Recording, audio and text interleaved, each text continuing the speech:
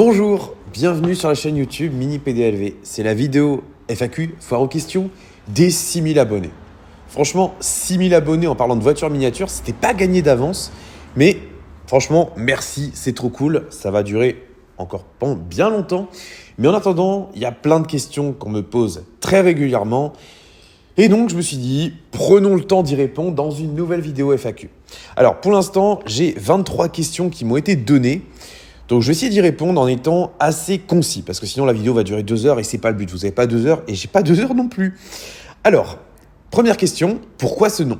PDLV, ça veut dire Palais de la voiture. C'est les initiales, c'est l'ancien nom d'un site que j'ai créé en 2006, il y a un peu plus de 18 ans. Et finalement, on est resté sur ce nom-là et on l'a raccourci entre-temps. Et PDLV, c'est resté. PDLV d'ailleurs pour les voitures à l'échelle 1, Mini PDLV pour les voitures à l'échelle miniature. 1/18 principalement. Première question faite. Deuxième question. Depuis combien de temps collectionnes-tu les miniatures ? Alors, à vrai dire, je ne sais même plus trop de quand ça date. Ma première miniature, si je dis pas de bêtises, c'était une Ford Focus 1 WRC de Burago à l'échelle 1/18 que je n'ai plus. Honnêtement, elle ne me manque pas particulièrement. Mais bien avant ça, j'avais eu beaucoup de majorettes et de No Rev 3 inch. Il m'en reste encore beaucoup. Mais laquelle était vraiment la première, ça, je ne pourrais pas vous dire. Mais ça fait très longtemps. Troisième question, quelle est la miniature que tu rêves d'avoir ? Alors, c'est une excellente question, vous avez été beaucoup à me la poser. Et malheureusement, je n'ai pas une réponse prédéfinie. Il y a toujours le Volkswagen Caddy de Podi qui m'a toujours beaucoup plu en version service. Je n'ai jamais réussi à l'avoir. Donc ça, c'est un modèle que j'aurais kiffé avoir, un peu moins maintenant. En fait, il n'y a pas un modèle en particulier. Je fonctionne beaucoup au coup de cœur et malheureusement, j'ai beaucoup de coups de cœur. Donc au final, ça me coûte extrêmement cher parce que je suis incapable de me centrer sur un seul thème. Quel est le fabricant qui propose le meilleur rapport qualité-prix pour 50 €? Merci également pour cette question. Alors, en fait, dans ce segment-là, il n'y a plus beaucoup de fabricants. Pourquoi ? Parce que le prix des voitures miniatures a littéralement explosé ces dernières années. Et donc, fatalement, les fabricants ne peuvent plus trop se permettre de vendre dans un ordre de prix de 40 à 50 €. Donc, il y a Solido qui arrive à rester dans ce segment-là parce que justement, ils arrivent à jouer sur le volume tout en améliorant la qualité. C'est pas les seuls. Il y a MCG qui arrive à se positionner pas trop mal aussi. Alors, on est plutôt dans les 60 €, mais c'est des bons compromis aussi. Kakascale, maintenant, ils sont un petit peu plus dans les 80 €. Burago, c'est un excellent choix aussi. Ils arrivent à rester dans les 40-50 €, tout en ayant une qualité qui a vachement augmenté. C'est assez cool. Franchement, ils arrivent à me bluffer assez régulièrement. Il y a Maisto qui se débrouille plutôt pas mal aussi, en vrai. Alors, il y a un petit peu moins de modèles qu'à une époque, mais je trouve quand même que c'est des bons compromis. Il y a certainement des constructeurs que j'oublie, mais là, j'en ai pas d'autres en tête comme ça. Combien de modèles as-tu dans ta collection ? Alors, je pense qu'à un moment donné, on arrête de compter. Et quand on arrête de compter, c'est qu'on en a beaucoup trop. Je pense que ça se compte en milliers, toutes échelles confondues. Pour le 1/18e, j'avais commencé à compter. Caméraman, tu te rappelles à combien on était dans le 18e ? Je pense dans les 600-700. Là, actuellement, je pense qu'on est plus proche des 1000 que des 600. Ouais. Et au final, il y en a vraiment partout. Donc, voilà. Mais je me refuse de les compter parce que sinon, je ne peux plus m'en sortir. Il y a une époque, je faisais même un inventaire de mes miniatures, mais j'ai arrêté il y a bien longtemps aussi. Bref, donc la réponse, c'est beaucoup trop. Quelle est ta miniature la plus chère ? Alors ça, c'est une excellente question et honnêtement, en fait, c'est compliqué de répondre à cette question-là parce qu'il y a des miniatures que j'ai achetées à l'époque, je les ai payées pas très cher, mais elles ont pris énormément de valeur. Donc, j'ai des modèles à plus de 1000 € dans ma collection, mais 1000 €, c'est le prix que les gens sont prêts à mettre sur le marché de l'occasion. C'est pas forcément le prix réel de la miniature, enfin, dans le sens de son coût de revient initial. En miniature neuve, j'ai déjà mis plus de 300 € dans un modèle, avec notamment mes Bugatti Veyron. Mais par contre, la miniature la plus chère de ma collection, en fait, c'est une miniature qui financièrement vaut pas grand-chose, mais elle vaut extrêmement cher dans mon cœur. C'est la miniature que j'ai héritée de mon grand-père. D'ailleurs, si vous l'avez jamais vue, c'est la revue numéro 100. Allez la voir, ça me ferait très plaisir. Voilà. Quel est le modèle préféré de ta collection? Alors ça, pareil, cette question-là, vous avez été tellement nombreux à me la poser que ça fait plusieurs jours que je m'arrache les cheveux à essayer d'y répondre. Et en fait, j'ai pas de réponse. Il y a plein de modèles que j'adore. J'ai beaucoup de coups de cœur, beaucoup trop. Et c'est compliqué. Mais par contre, à côté de ça, il y a des modèles aussi que j'ai toujours rêvé d'avoir au 1/18e. Il y a notamment le Renault Kangoo de première génération. Alors, j'ai un vrai problème avec les Kangoo. Je surkiffe les Kangoo 1. J'ai toujours voulu en avoir un. Et donc là, forcément, quand j'ai vu qu'Automobile le sortait au 1/18e, ouais, petit coup de cœur en vrai. Donc, est-ce que ce sera ma miniature préférée? En tout cas, elle en fera partie. Il y a plein de modèles en fait, que j'aimerais aussi avoir qui n'existent pas encore au 1/18e. Si vous ne connaissez pas mes goûts en voiture, en fait, j'ai des goûts un peu spéciaux. C'est-à-dire que j'ai tendance à aimer des voitures que pas grand monde n'aime. En fait, attends, je ne sais même pas si on m'a posé la question après sur mes voitures préférées. Mais bon, grossièrement, moi, j'adore tout ce qui est léger, rare, puissant, qui offre des sensations. Enfin, puissant, tu roules en Panda 200 chevaux. C'est performant. Oui, c'est performant, mais c'est pas puissant. Ouais, mais j'adore parce que c'est décalé. Donc, j'ai une Fiat Panda 100 HP, j'ai la surkiffe. Je rêve d'avoir une Caterham. Je rêve d'avoir une Spyker C8 parce que j'adore cette voiture. Spyker, en fait, il y a plein de modèles que j'aime. Et j'ai toujours rêvé aussi d'avoir une Panoz Esperante. C'est un modèle que j'adore aussi. Et à côté de ça, il y a des modèles un peu plus cons qui me plaisent aussi. Je les ai pas tous en tête, mais par exemple, j'aimerais énormément aussi avoir un Sprinter extra long. Est-ce que tu aimerais avoir une 600 comme le gros truc que tu as derrière toi? Oui.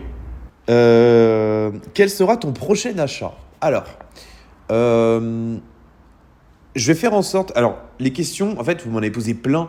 Il y en a plein qui se répétaient, donc j'en ai sélectionné quelques-unes. C'est pour ça que je n'ai pas attribué de nom à certaines questions, parce qu'il y en a, on me les a posées 15 fois. Mais je vais essayer de ne pas spoiler des réponses que je vais donner après. Mais quel sera mon prochain achat? Alors, honnêtement, ça va être le Kangoo d'Automobile. Oh, grosse surprise. Waouh. On s'y attendait pas. Prochaine question. Tu vas aller au salon de l'auto. Alors, je pense que tu fais écho au salon de l'automobile de Paris qui va débuter dans une bonne semaine. Et la réponse est oui. Parce que là, vous êtes sur Mini PDLV, mais on a également l'entité PDLV, où là, on va se concentrer sur les voitures à l'échelle 1, avec notamment Caméraman. Peux-tu filmer ce que nous sommes en train d'essayer en ce moment? Alors non, c'est pas ça, c'est trop vieux. Ça, voilà. Un Scénic électrique. Et voilà. Donc c'est vrai que là sur Mini PDLV, vous voyez plus la partie miniature, mais on travaille énormément. Et la partie PDLV, c'est une partie qu'on développe vraiment de plus en plus. On fait de plus en plus d'essais. Ça va exploser sur la chaîne YouTube, vous n'êtes pas prêts. Donc forcément, le mondial, c'est un incontournable. On y sera plusieurs jours. On y sera notamment lors de la journée presse. Donc là, on s'y croisera sans doute pas, mais c'est pas grave. Mais on y retournera également 2 journées. Alors, je sais pas encore exactement lesquelles. Je pense que ça va être le premier jeudi, potentiellement le lundi d'après. Bah oui, de toute façon, oui, parce qu'on a une voiture à restituer. Mais dans tous les cas, on n'expose pas. On est là juste pour... Voilà, c'est ça. Ouais, c'est ça. Mais si vous voulez qu'on s'y rencontre, franchement, ce sera avec grand plaisir. On prendra un stock de stickers et on vous les distribuera. Et puis, on pourra parler de miniatures. On n'aura pas énormément de temps, mais on prendra le temps quand même. Ça va être charge avec sa mère. Ouais. On va peut-être dormir dans une voiture. Voilà. Bon, ça, c'est un autre débat. Mais voilà, si vous voulez qu'on s'y rencontre, laissez un commentaire ou j'allais vous dire envoyer un mail, mais j'ai 700 mails de retard. Donc non, n'envoyez pas de mail. Mais mettez en commentaire de la vidéo et on essaiera de se synchroniser pour s'y rencontrer. Question suivante. Combien de temps dure le tournage et le montage d'une vidéo? Alors pour Mini PDLV, ça va dépendre du type de sujet. Il y a des vidéos qui vont me demander énormément de temps et d'autres pas du tout. Là par exemple, une vidéo FAQ comme ça, c'est une vidéo où ce soir je vais pouvoir me coucher avant 2h du matin. C'est une vidéo courte. Mais la plupart du temps, le tournage va me demander à peu près 2h30 entre la préparation de la vidéo, la préparation de la miniature, la préparation du studio, le tournage en lui-même. Et le montage, ça va dépendre aussi du sujet. Il y a des sujets pour lesquels je suis très à l'aise et d'autres où j'aurai besoin de me préparer un petit peu. Parce que y a des modèles où clairement ça ne m'intéresse pas spécialement. Mais donc, je fais quand même un effort de m'y intéresser parce que je suis un passionné, je suis curieux de tout. Donc, le montage en lui-même... 2h30, grand minimum. Grand minimum, ouais. En moyenne, 5h, 6h. Ouais, je pense qu'on est plus dans ces idées-là. Et Donc, les grosses vidéos, ça peut monter à 8h, mais c'est quand même vachement rare. c'est ça, t'as tout résumé. Donc en fait, c'est très chronophage, mais je le fais par passion avant tout. Donc voilà, on va dire... allez, on va dire 8 heures pour le tout en moyenne pour une vidéo classique. Où achètes-tu tes voitures miniatures? Alors, il faut savoir que j'achète régulièrement sur eBay pour des modèles de seconde main. Sinon, j'achète beaucoup sur Modellissimo, parfois en magasin, parce que si on peut faire du local, il faut faire du local. Amazon, parfois, ça arrive parce que parfois, il y a des super bonnes affaires. Mais aussi, il y a plein de fois où les fabricants m'envoient directement des échantillons commerciaux, c'est-à-dire des voitures miniatures qui sont destinées aux médias, qui ne sont pas numérotées classiquement, et qui nous permettent d'avoir tout simplement des sujets sur lesquels parler et également de promouvoir certaines nouveautés. Par contre, petite chose aussi, c'est des modèles qui ne sont pas, qui n'est pas possible de revendre derrière. voilà, c'est ça. Parce que si on nous envoie ces échantillons, c'est dur à dire, le but, c'est pas de se faire de la maille derrière, qu'on soit bien d'accord. Moi, je n'ai jamais revendu une miniature qu'on m'a offert. C'est important. Et vu le stock qu'on a, oui. C'est clair. Mais je sais également que tous les confrères ne sont pas aussi rigoureux parce que sur le marché de la seconde main, régulièrement, on voit des échantillons commerciaux qui sont proposés à la vente. Voilà. Chacun fait avec sa conscience. Alors, quel bilan pour Miniplaque? Alors, pour Miniplaque, il faut savoir que globalement, j'en suis assez content. Le volume de commandes est plus élevé que ce que je pensais. On ne fait pas des grosses marges cependant. J'ai aussi prévu de faire des assez gros investissements, notamment en équipement, en imprimante, en plotter de découpe. Donc tout ça, c'est plusieurs milliers d'euros. Donc en fait, j'attends de trouver l'équilibre parfait entre volume et marge commerciale. Parce que évidemment, le but pour Miniplaque, c'est de développer un maximum le service. Mais pour qu'il se développe encore plus, pour qu'il se popularise encore plus, moi j'ai besoin en interne de pouvoir gérer plus de volume. Et pour l'instant, c'est difficilement possible. Donc c'est pour ça que dans un premier temps, on reste justement sur ces volumes-là. Dans un second temps, si on fait des investissements sur des machines qui permettent d'automatiser un maximum les processus, là, on pourrait essayer d'être encore plus compétitif sur les prix et d'être encore plus rapide sur les délais. Et ça, c'est un objectif pour 2025. Sinon, pour Miniplaque, globalement, j'ai des très bons retours. D'ailleurs, sur Trustpilot, il n'y a qu'une seule évaluation à 3 étoiles. Sinon, j'ai eu que du 5 étoiles. Et globalement, les gens sont contents.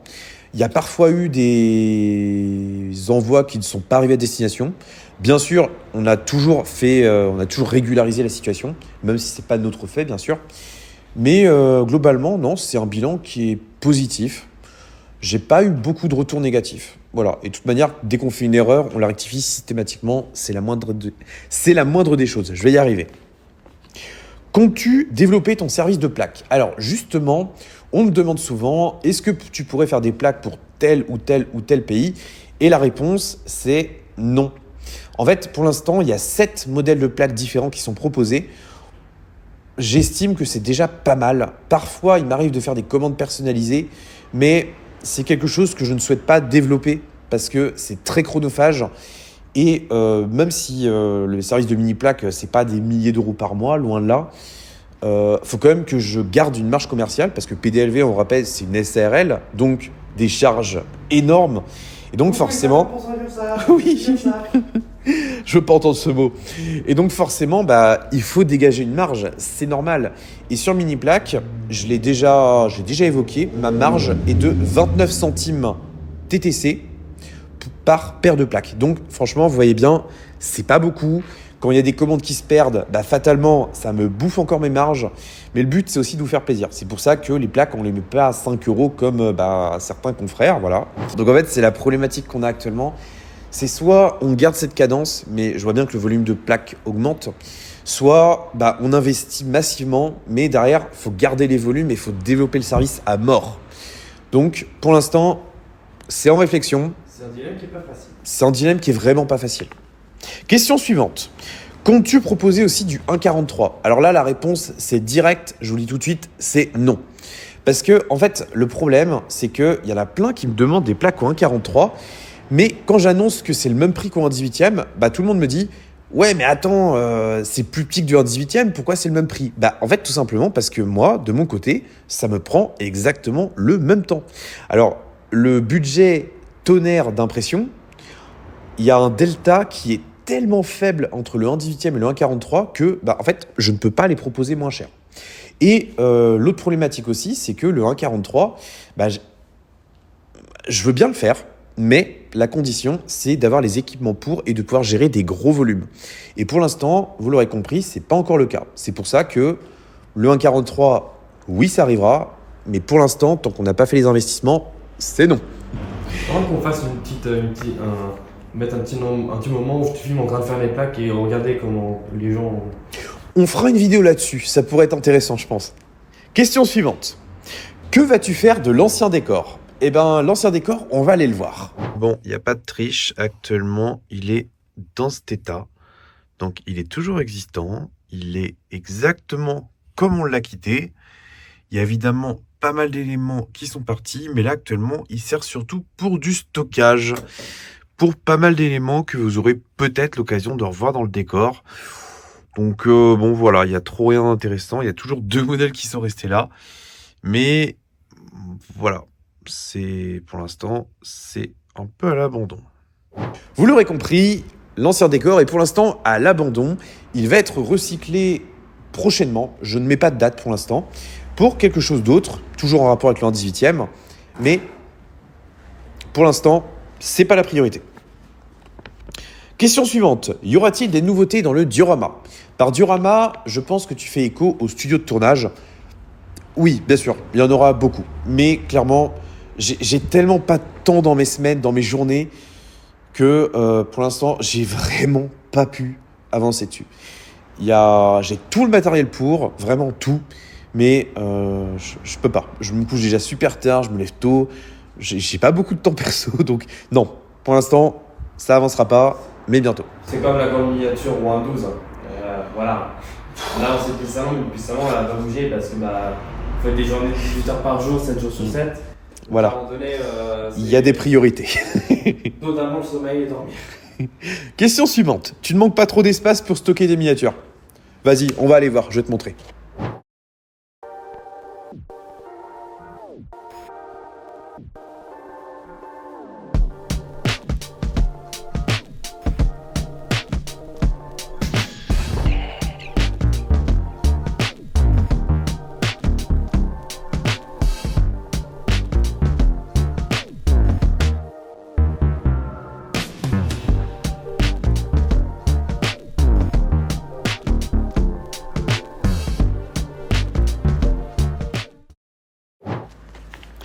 Question suivante. Comment ça se passe avec les marques ? Eh ben, c'est une excellente question. Globalement, ça se passe super bien, mais pas pareil pour toutes les marques. En fait, concrètement, j'ai pas de problème à en parler, littéralement.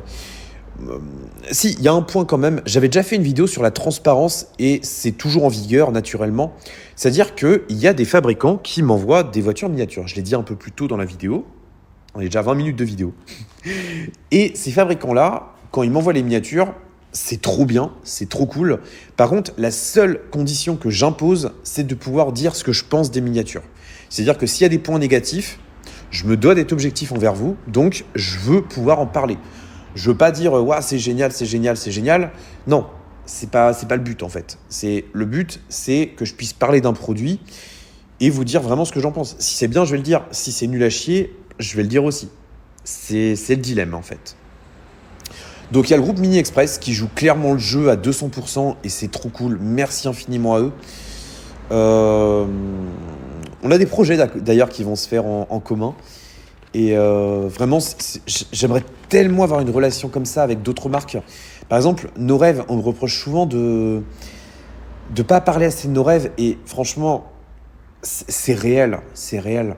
Mais malheureusement, j'ai déjà essayé d'aller plein de fois vers nos rêves, mais j'ai pas vraiment le répondant en face. Et c'est dommage, parce que je leur demande pas de m'offrir des miniatures, en fait. Mais j'aimerais juste pouvoir échanger et pouvoir parler de nos rêves de manière un peu plus intéressante. Parce qu'en fait, sur nos rêves, je reçois pas les actualités, je n'ai rien, je n'ai pas de matière. Et c'est un peu dommage. L'Odo Racing, on est en très bon terme aussi, ça fait super plaisir. Il faut que je vous en représente d'ailleurs prochainement. Et il y a pas mal d'autres marques aussi où on est en discussion pour justement essayer de bosser sur des projets communs. Et c'est trop cool. Il y a des marques qui acceptent les dilemmes, le dilemme de pouvoir être objectif, il y en a d'autres pas. Mais c'est pas grave. Question suivante. Combien tu gagnes avec YouTube ? Moi, comme je vous l'ai dit également, je suis totalement transparent sur les revenus YouTube. Donc là, je les ai pas en tête. Mais c'est pas beaucoup, mais je te les affiche et je t'en parle pendant ce temps-là en parallèle. Donc comme tu peux le voir, c'est pas une grosse somme, mais ce qu'il faut prendre en compte, c'est que 100% des revenus de Mini PDLV sont soumis aux cotisations et aussi que tout l'argent de Mini PDLV est réinvesti pour des projets de Mini PDLV, c'est-à-dire soit des achats de miniatures, soit des achats de dioramas, soit des équipements ou autre quoi. Rectification, la somme, pareil, pas dégueu, mais on est une entreprise. Oui. Et vu le temps que les vidéos nous prennent à faire, c'est pas énorme. Mais Voilà. On s'en plaint pas, c'est normal. Si on le fait, voilà, c'est pas pour la thune. Si, quand même. Mais c'est surtout aussi pour le côté passion. Oui. Si c'était pour l'argent, je pense que j'aurais déjà arrêté. Hein. Oui. Voilà. Petite dédicace à un youtubeur spécialisé dans la miniature qui a. Ouais, de toute façon, Thomas, tu fais que ça pour l'argent. Oui, écoute, fais ce que je fais pour cette somme-là. Après, on en reparle. Pas de souci. Question suivante. Ça me dit un truc. Question suivante. Peux-tu faire une présentation complète de ta collection ? Non. En fait, on me la pose plein de fois cette question-là, mais le problème, c'est que des miniatures, j'en ai un peu partout. Tout n'est pas exposé comme je le voudrais, donc pour l'instant, non. Plus tard, oui, mais pour l'instant, non. Question suivante. As-tu des miniatures à vendre ? Non. En fait, je suis le genre de personne complètement conne. J'achète, je revends rien. Ce qui fait que, un jour, il faudra que j'emménage dans un appartement de 500 mètres carrés. Question suivante. As-tu de faire construire un local de 500 mètres carrés aussi. As-tu un but final dans ce domaine ? Alors, oui, mon rêve, c'est de faire une chronique pour Auto Plus sur les voitures miniatures. Non, c'est une blague ! Oh là là, tu y as cru. Non, en fait, concrètement, je suis extrêmement attaché à mon indépendance. Je ne veux pas bosser pour quelqu'un d'autre. Donc, non, je ne veux pas passer à la télé. Je ne veux surtout pas rejoindre un autre média. Pitié, non. J'ai déjà eu des offres de rachat, je n'en veux pas. En fait, le but, c'est de continuer à être indépendant parce que, je veux pouvoir dire ce que je pense et j'ai pas envie d'avoir un patron qui est toujours à me dire « Hey Thomas, t'as fait ci, Thomas, t'as fait ça. » Ta gueule. Voilà. Non, je suis indépendant et je suis fier de l'être. Et surtout, si on veut manger BK, on peut manger BK. C'est un débat, ça. Mais ça en fait partie quand même. Mais ça compte pour beaucoup. Avec quoi tu filmes ? Alors, ça, c'est un iPhone 14 Pro Max. Et ce qui vous filme, c'est un iPhone 15 Pro Max. Donc, on est passé 100% iPhone. Parce que, alors, pitié. Ne rentrons pas dans le débat. C'est mieux, les 24, c'est mieux, Thomas. J'avais un S21 Ultra, j'en étais très content. Les mises à jour, c'était un enfer. Mais voilà, je ne veux pas de débat. J'ai eu de l'Android, j'ai eu de l'iPhone. Les deux sont très bien. Là, actuellement, on est sur du Apple. Ça ne veut pas dire qu'on ne repassera pas chez Android plus tard. Je m'en fous. Je ne veux pas rentrer dans ce débat-là, pitié. Mais voilà, on filme avec ça pour l'instant. On a aussi des stabs sur lesquels on a investi. Je ne sais même pas où il est, mais qu'importe. Ouais, peut-être qu'on investira plus tard sur d'autres caméras. On verra ça. Mais pour l'instant, c'est pas la priorité. Voilà. La priorité, déjà, c'est de rentabiliser ces deux iPhones. C'est ça. Et le stabilisateur qu'on a acheté. Et avant, je filmais beaucoup sur GoPro. Mais concrètement, j'en ai eu ras le cul de GoPro. Alors, on va pas faire de la diffamation. Je vais pas dire que GoPro, c'est de la merde. C'est de la merde. Mais franchement, je n'en peux plus des GoPro. Pourtant, j'avais plusieurs neufs qui étaient fiables. Mais le problème, c'est que ça chauffe. Et surtout, la qualité d'image, c'est plus sortable. D'ailleurs, je sais pas si vous avez vu, mais toutes les vidéos Mini PDLV, depuis peut-être 6-7 mois, on sort tout en 4K. Alors, tout le monde ne regarde pas en 4K, mais ça fait partie de la montée en gamme côté image qu'on voulait. Donc, c'est pour ça que GoPro, ça répond plus à nos besoins. Donc, concrètement, je n'en veux plus. Puis c'est aussi beaucoup trop chiant parce que les batteries qui surchauffent, qui tiennent plus du tout, les cartes mémoire qui se formatent plus, le fait qu'il y ait 1 milliard de fois le même fichier, des fichiers qui sont corrompus, des trucs. Au bout d'un moment, flemme, et surtout pour la qualité, franchement, ça venait dégueulasse. C'est ça. Et une fois, on a fait un essai, on a utilisé des GoPro parce qu'on n'avait plus le choix, et on n'a même pas utilisé les plans. Exactement. Donc voilà, maintenant c'est full iPhone. Voilà, j'ai terminé ces petites questions. J'espère en tout cas que ça vous aura plu et que j'aurai répondu à toutes vos questions. Alors, toutes, non, parce que vous m'en avez posé vraiment beaucoup plus que ce que je pensais. Et là, on est déjà sur une vidéo de 26 minutes. C'est déjà beaucoup, je vous ai déjà pris beaucoup de votre temps. Et donc, je vais juste terminer sur le fait que là, au moment où je tourne cette vidéo, on est 6000 sur les chaînes YouTube. Et bien sûr, 6000 par rapport à d'autres chaînes YouTube, c'est rien. Mais en vrai, t'imagines, t'as 6000 personnes face à toi, c'est juste délirant. Donc franchement, merci infiniment d'être aussi nombreux à nous suivre. C'est exceptionnel en fait, c'est ouf. Et on voit bien que la chaîne a une bonne croissance en ce moment, ça fait très plaisir. Même le nombre de vues, ça augmente beaucoup aussi. Donc franchement, c'est une belle victoire, j'en suis extrêmement content. Et je pensais pas réussir à intéresser les gens avec cette thématique-là. Je sais que j'ai aussi beaucoup d'achats compulsifs sur la conscience, hein. Ne m'en voulez pas. Mais voilà, donc le but maintenant, c'est de continuer. En fait, il y a aussi un truc auquel je suis attaché, c'est de rester le plus accessible possible. Donc c'est pour ça que j'essaie de répondre à un maximum de commentaires, mais je sais que franchement, je suis pas au top là-dessus encore, j'ai beaucoup de retard. En général, je réponds aux commentaires et c'est assez honteux, c'est quand je suis dans les transports en commun. C'est le moment à moi. Le dimanche, j'essaie d'être réactif, mais là, par exemple, vous voyez, là, au moment où on tourne cette vidéo, on est samedi, il est 16h22. La vidéo, elle sort demain matin à 9h30, donc là, je pense que j'en ai peut-être pour jusqu'à 2h du matin à faire ce montage-là, mais c'est pas grave, je m'en fous, je me plains pas. Je fais ce que j'aime, je kiffe, je peux vivre de ça, c'est trop bien. Mais le truc, c'est que demain, on repart en essai toute la journée. Lundi, on refait un aller-retour à Paris. Alors, on n'est pas en Ile-de-France, donc ça fait beaucoup de route. Mardi, mercredi, jeudi, on est en essai. Après, il faut qu'on prépare le salon. Donc, en fait, c'est ça. Vous ne m'en voulez pas, mais le dimanche soir, j'essaie de dormir. Et donc, c'est vrai que je perds du temps pour... je veux dire... je suis fatigué. J'arrive pas forcément à répondre aussi efficacement que ce que je voudrais aux commentaires, donc j'en suis désolé. J'essaie vraiment de rattraper mon retard. On n'y est plus rien. Vu tout ce qu'il y a à faire et vu tout le taf aussi qu'on a à côté, parce que Thomas vous a dit une petite partie, mais oui, c'est vraiment une petite partie. Des trucs qui vont faire que dans 6 mois, dans 1 an. Ouais. Et ça nous prend du temps et il n'y en a pas le choix. Voilà, et donc c'est pas par snobisme, c'est pas parce que je pète plus haut que mon cul et que vous êtes le petit collectionneur et moi le gros youtubeur, non, pas du tout. C'est juste que vraiment, je n'arrive pas à gérer mon planning aussi efficacement que ce que je voudrais. Donc j'espère que vous ne m'en tiendrez pas rigueur, mais je vais essayer de faire des efforts là-dessus. J'en ai terminé, donc franchement, encore un gros merci à toutes et à tous. Si vous êtes au Salon de l'Auto de Paris, franchement, faites-nous signe, ça nous fera grave plaisir.